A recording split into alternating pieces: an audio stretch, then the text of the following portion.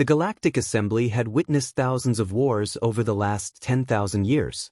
Entire civilizations had risen and fallen beneath its watchful eyes. Ancient empires had clashed with machine intelligences. Stellar kingdoms had erased entire solar systems without leaving behind a single survivor. Yet throughout all those ages, one world remained largely ignored. To the powerful races of the galaxy, humanity was little more than a young civilization that had arrived too late. Their ships were efficient but unspectacular. Their diplomats were polite. Their economy was growing, but not dominant. Humans avoided unnecessary conflicts and spent decades helping rebuild colonies devastated by piracy and natural disasters. Many mistook kindness for weakness. Among those who believed this was the Varkan Dominion. The Varkan ruled nearly 400 star systems. Towering reptilian warriors clad in black titanium armor, they respected only strength. Their fleets carried enough firepower to crack moons apart, and no neighboring civilization dared challenge them. When the Dominion expanded toward the Orion frontier, they demanded every nearby species swear loyalty. Everyone complied. Everyone except humanity. Earth's representative, Ambassador Evelyn Carter, stood calmly inside the assembly chamber as Supreme Warlord Carrick delivered his ultimatum. Earth will surrender all military assets, pay tribute, and recognize the Dominion as its sovereign. The chamber fell silent. Thousands of delegates watched the human ambassador. Instead of fear, she smiled. Our answer is no. The entire assembly erupted in whispers. Carrick narrowed his glowing yellow eyes. You refuse because you do not understand the consequences. No, Evelyn replied confidently. We refuse because we understand them perfectly. Several elder species exchanged uneasy glances. Something about the ambassador's confidence felt unusual. The Varkan intelligence reports painted humanity as inexperienced and technologically average. Why wasn't she afraid? Carrick slammed his armored fist against the podium. Then Earth has chosen extinction. Evelyn simply gathered her documents. History will remember who made that choice. Without another word, she walked away. 48 hours later, millions across the galaxy watched the official declaration. The Dominion had declared total war on Earth. Celebrations erupted across Varkan territory. Military analysts predicted humanity would collapse within 3 weeks. The Dominion possessed 12,000 warships. Earth officially listed only 3,000. The numbers seemed overwhelming. Even Earth's allies privately believed humans would eventually surrender. But they misunderstood one critical detail. Those 3,000 ships were only the public fleet. Deep beneath the mountains of Luna, inside hidden orbital construction rings around Jupiter, within enormous shipyards concealed inside Saturn's rings, factories that had remained secret for nearly 80 years suddenly awakened. Massive blast doors opened. Fusion reactors reached full power. Assembly lines kilometers long began moving for the first time in decades. Artificial intelligences activated classified military protocols. Across humanity's hidden defense network, a single encrypted message appeared. Protocol Aegis. Every retired admiral received the same transmission. Every reserve pilot reported for duty. Every classified weapons laboratory unlocked projects that had never been revealed to the Galactic Assembly. Humanity had spent generations preparing for a war they prayed would never happen. Now, that war had arrived. Far beyond Earth's borders, the first Dominion invasion fleet entered the Sol system. 2,000 battleships. 5,000 escort vessels. Enough firepower to erase civilization. Admiral Vorak smiled as Blue Earth appeared on the bridge display. This campaign, he declared proudly, will be remembered as the Dominion's greatest victory. Before anyone could celebrate, the tactical officer froze. Admiral, what is it? I'm detecting additional contacts. How many? The officer's voice became unsteady. It can't be correct. Vorak growled. Report. The officer slowly looked up. Our scanners are identifying. He swallowed hard. Over 50,000 human warships. The bridge fell completely silent. No one spoke.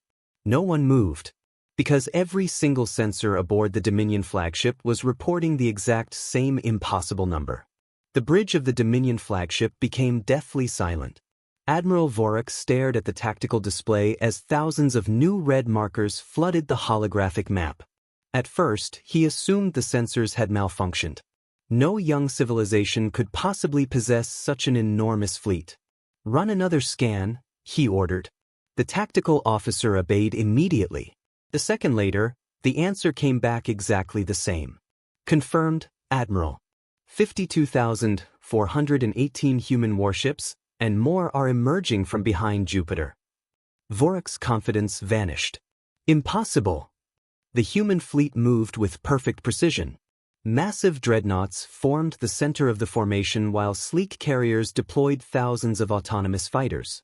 Missile cruisers spread into overlapping defensive lines, and enormous command ships held position behind the fleet like silent guardians.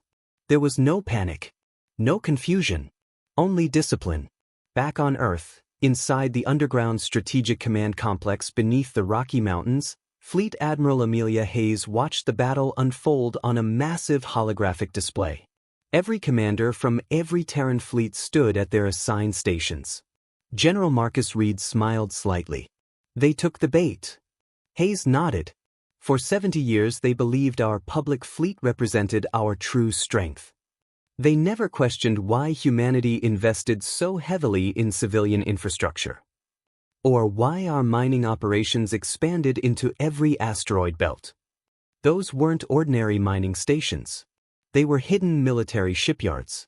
Every cargo convoy that crossed Terran space had secretly transported armor plating, reactor cores, railgun barrels, and quantum processors. Every commercial expansion project had quietly built humanity's war machine beyond the eyes of the galaxy. Humanity hadn't been preparing for conquest. They had been preparing to survive. Now the time for secrecy was over. Admiral Hayes activated the fleet-wide communication channel. Every human captain saw her image appear on their command screens. For generations, we hoped this day would never come. We welcomed every species that sought peace. We shared medicine, technology, food, and knowledge. But today, an empire has mistaken compassion for weakness. Her voice became firm. "We will not invade. We will not conquer. But we will ensure that no one ever threatens Earth again." Across 50,000 ships, millions of men and women answered with a single response. "For Earth." The transmission echoed across the fleet. Admiral Vorik realized he had only one chance. Launch every missile. Thousands of Dominion missile tubes opened simultaneously. A storm of plasma warheads raced toward the human formation, bright enough to resemble a second sun. Observers across nearby systems expected enormous losses. Instead, the front line of Terran ships didn't move. Moments before impact, shimmering blue energy expanded around the fleet. A planetary-scale defensive shield. The Dominion missiles struck it one after another. Explosions illuminated space for hundreds of kilometers. When the light faded, every human ship remained untouched. Not a single vessel had been damaged. Shock spread through the Dominion fleet. "How?" whispered one officer. Before anyone could answer, Admiral Hayes calmly issued her first combat order. "Operation Sentinel. Fire!" Thousands of Terran railguns discharged at the exact same instant. Unlike plasma weapons, there were no brilliant beams of light. Only invisible projectiles accelerated to a significant fraction of the speed of light. The Dominion had less than a second to react. They never had the chance. One by one, Dominion battleships simply ceased to exist. Armor designed to survive nuclear bombardment was punched through as if it were paper. Command bridges vanished. Engines erupted into white-hot fireballs. Entire cruisers split apart before their crews even understood they had been hit. Within 60 seconds, more than 400 Dominion warships had been destroyed. The remaining fleet broke formation in complete confusion. For the first time in centuries, the mighty Varkan Dominion was retreating, and humanity had barely begun to fight. The shattered remains of the Dominion fleet drifted silently through space. Explosions still burned across the battlefield as damaged cruisers spun helplessly into the darkness. Escape pods scattered in every direction, carrying stunned Varkan survivors who had never imagined retreat was even possible. On the bridge of the flagship Iron Fang, Admiral Vorik gripped the command console so tightly that the metal bent beneath his claws. "Report."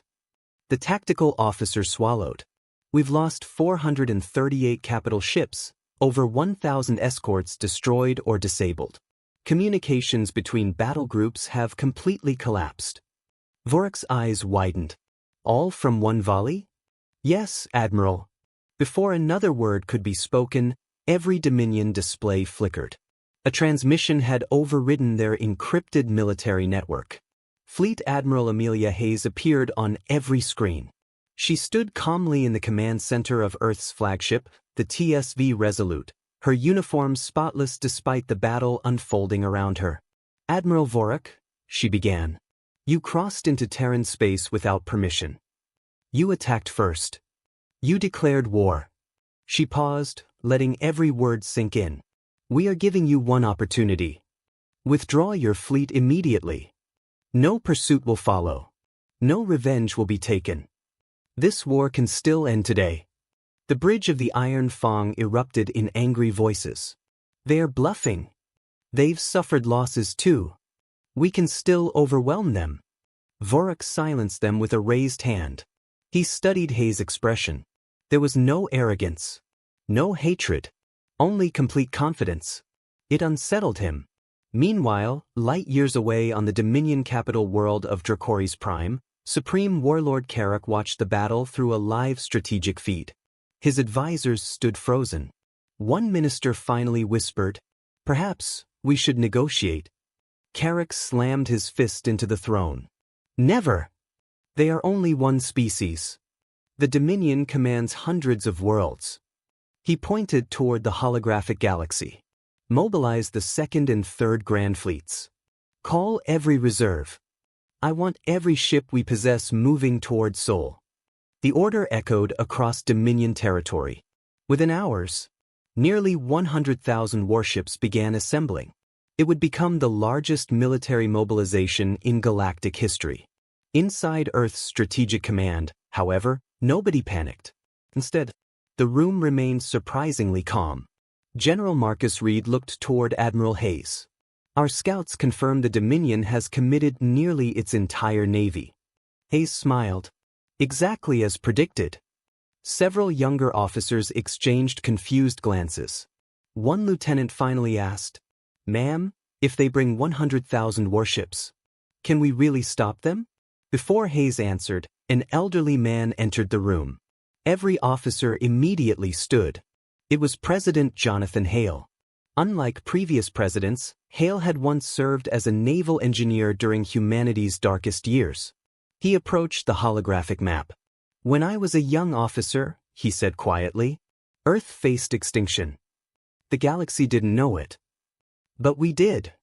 He looked around the room. "So we made a promise. Never again." He touched the hologram. Dozens of hidden locations suddenly appeared across the galaxy. Secret stations, buried shipyards, deep space listening posts, massive fortress worlds. The young officers stared in disbelief. "We've built all of this?" Hale nodded. "Not for conquest. For deterrence." Then another icon appeared. Unlike the others, it was enormous. Hidden beyond the orbit of Pluto. Project Titan. General Reed smiled. "I suppose it's finally time." Hayes took a slow breath. "Authorize Titan's activation." Deep beneath the frozen surface of Pluto's largest moon, ancient blast doors that had remained sealed for nearly 80 years slowly began to open. Thousands of fusion reactors awakened simultaneously. Power levels climbed. 20%, 40%, 70%, 100%. Something unimaginably massive began rising from beneath the ice. Across nearby space, sensors on civilian stations suddenly detected an object larger than some moons. It wasn't a space station. It wasn't a planet. It was a ship. A warship unlike anything the galaxy had ever seen. As it emerged into the light of the distant sun, a single transmission echoed across every Terran fleet. TSV Titan Online. Awaiting orders. At that exact moment, even the experienced officers aboard Earth's flagship fell silent. Because humanity's greatest secret had finally awakened. The galaxy had never seen anything like it. As the TSV Titan emerged from beneath Pluto's frozen surface, its immense silhouette eclipsed entire fleets. Nearly 80 kilometers long, the colossal superdreadnought was covered in gleaming white nanoceramic armor, reinforced by titanium latticework and glowing blue energy conduits that pulsed like the heartbeat of a giant. Its engines ignited one by one. The blue fusion exhaust stretched thousands of kilometers into space, illuminating the darkness beyond Neptune. Every sensor across the Sol system locked onto the same impossible reading. Mass. Power output. Weapon signatures. None of it made sense. Even the galaxy's oldest military databases returned the same response. Unknown class. Threat level, impossible. On the bridge of the Dominion flagship, Admiral Vorak stared in disbelief. What is that? The tactical officer's voice trembled. Our scanners cannot classify the vessel. Estimated weapon energy exceeds the output of an entire battle fleet. Another officer interrupted. It's deploying escorts. Vorak looked again. Hundreds of massive battlecruisers emerged from hidden docking bays along the Titan's hull. Thousands of autonomous fighters launched in perfect formation, surrounding the superdreadnought like a swarm protecting its queen. This wasn't just a battleship. It was a mobile fortress. Back on Dracoris Prime, Supreme Warlord Carrick finally realized the war had become far more dangerous than he had imagined. His advisors pleaded with him. My lord, humanity offered peace. We should accept it.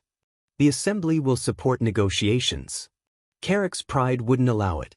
If we retreat now, every civilization will see weakness. He turned toward his fleet commanders. Order every Grand Fleet forward.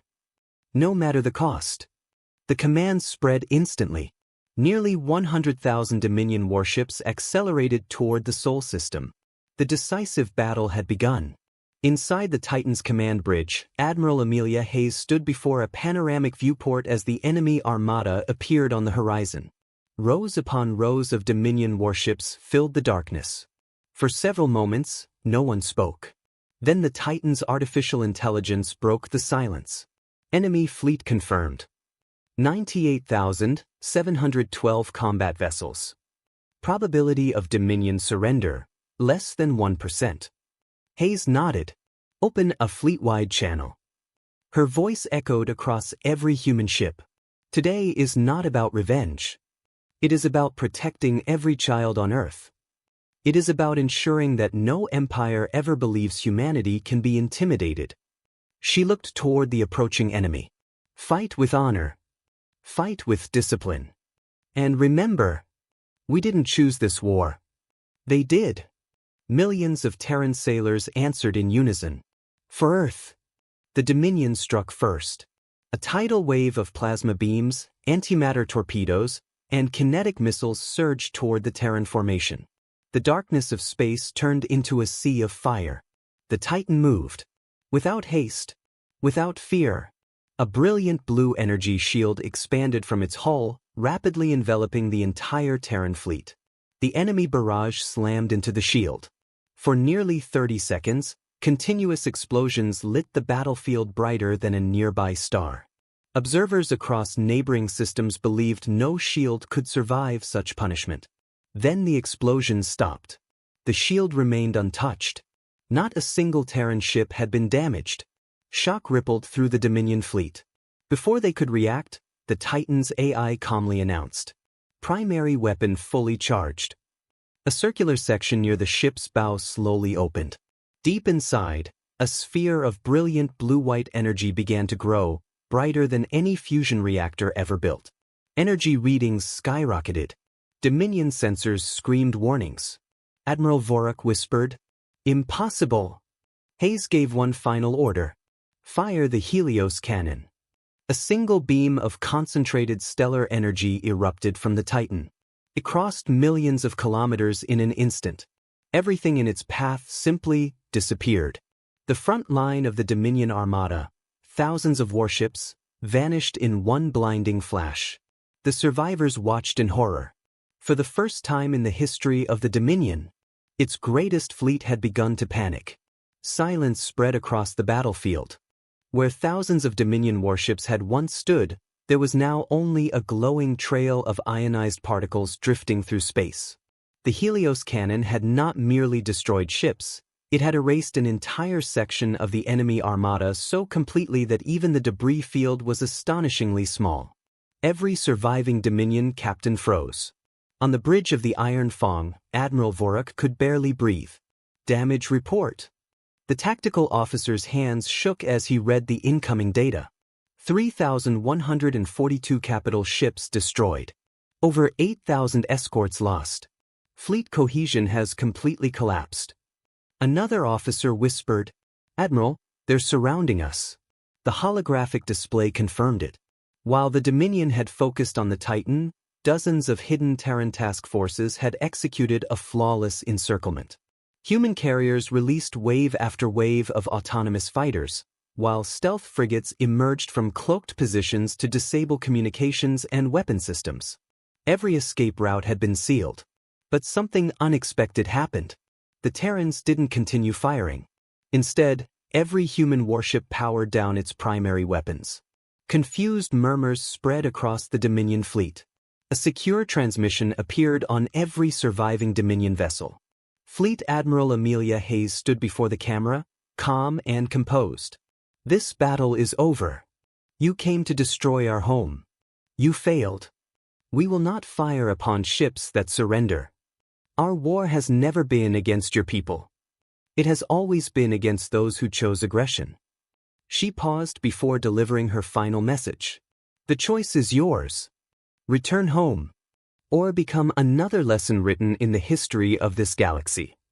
For nearly a full minute, no one responded. Then one by one, Dominion ships began shutting down their weapons. First dozens, then hundreds, then thousands. Admiral Vorak slowly removed the insignia from his armored chest. He looked around the bridge at the exhausted faces of his crew. "We surrender." Across the fleet, nearly 90,000 surviving warships transmitted the same signal. The largest surrender in galactic history had begun. On Dracoris Prime, Supreme Warlord Carrack watched the surrender unfold. His empire, the one that had ruled through fear for centuries, had been defeated in less than a week. His advisors stood in silence.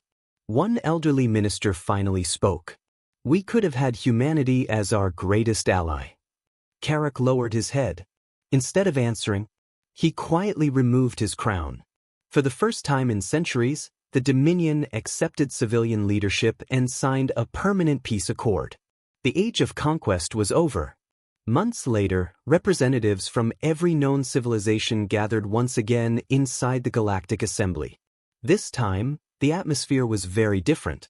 As Ambassador Evelyn Carter entered the chamber, every delegate rose to their feet. Not from fear, from respect. The Assembly's Chancellor addressed the gathering. "History has witnessed many powerful empires. But power alone has never created peace." He turned toward the human delegation. Humanity possessed the strength to conquer this galaxy. And yet, they chose restraint. Thunderous applause echoed through the chamber. Earth had won something greater than victory. It had earned trust.